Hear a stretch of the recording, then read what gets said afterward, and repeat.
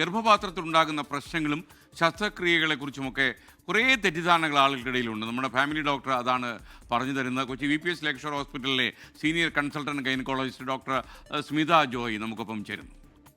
Family Doctor, supported by VPS Lakeshore.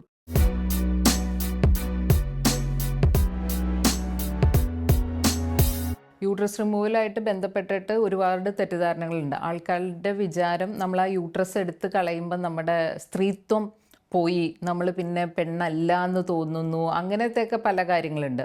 എന്ന് പറഞ്ഞാൽ ചെറിയ സെക്ഷൽ ആ ഒരു ഡിസയറിന് കാരണം നമ്മൾ സർവീക്സും കൂടെ മെജോറിറ്റി കേസിലെടുക്കും. അപ്പോൾ സെക്ഷൽ സാറ്റിസ്ഫാക്ഷൻ വേണമെങ്കിൽ ചെറിയൊരു വ്യത്യാസം വരാം. പക്ഷേ ബേസിക്കലി ഹോർമോൺസ് വരുന്നത് ഓവറിൽ നിന്നായതുകൊണ്ട് നമുക്ക് അത്ര വലിയൊരു വ്യത്യാസം വരുന്നില്ല. അല്ലാതെ വിട്ടിട്ട് നമുക്ക് യൂട്രസ് എടുക്കുന്നത് കൊണ്ട് അങ്ങനെ വേറെ നമുക്കൊരു മെനോപോസൽ സിംറ്റംസ് വരികയോ, അല്ലെങ്കിൽ ചിലരുടെ വേറൊരു ഉദാഹരണം എന്ന് വെച്ചാൽ യൂട്രസ് എടുത്തു കഴിയുമ്പോൾ അവിടെ ഒരു ഗ്യാപ്പ് വരികയല്ലേ, അല്ലെങ്കിൽ ഒരു ഹോള് വരികയല്ലേ, അങ്ങനെയൊക്കെ ചോദിക്കുന്ന പേഷ്യൻസ് ഉണ്ട്. അപ്പോൾ ആ ഹോൾ എന്ത് ചെയ്യും? വയറിൽ യൂട്രസ് ഇരുന്ന ഭാഗത്തേക്ക് അവിടെ ഒരു വേക്കൻ സ്പേസ് വരുമ്പോൾ അവിടത്തേക്ക് ഇൻഡസ്റ്റൈൻ വരും. ഇൻഡസ്റ്റൈൻ ബാക്കി അതിന് ചുറ്റുമൊക്കെ കിടക്കുകയാണല്ലോ. പുറമേക്കായിട്ട് നമുക്കൊരു ഒരു കണക്ഷൻ ഇല്ല. ആ കണക്ഷൻ നമ്മൾ യൂട്രസ് റിമൂവ് ചെയ്യുന്ന സമയത്ത് റിമൂവ് ചെയ്ത് കഴിഞ്ഞ് വരുന്ന ഹോള് നമ്മൾ അത് കഴിഞ്ഞ് കഴിയുമ്പോൾ നമ്മളത് ക്ലോസ് ചെയ്യും. അപ്പോൾ അല്ലാതെ അവിടെ ഒരു ഹോളായിട്ട് കിടക്കുന്നില്ല. ഇതൊക്കെയാണ് ചിലരുടെ തെറ്റിദ്ധാരണകൾ.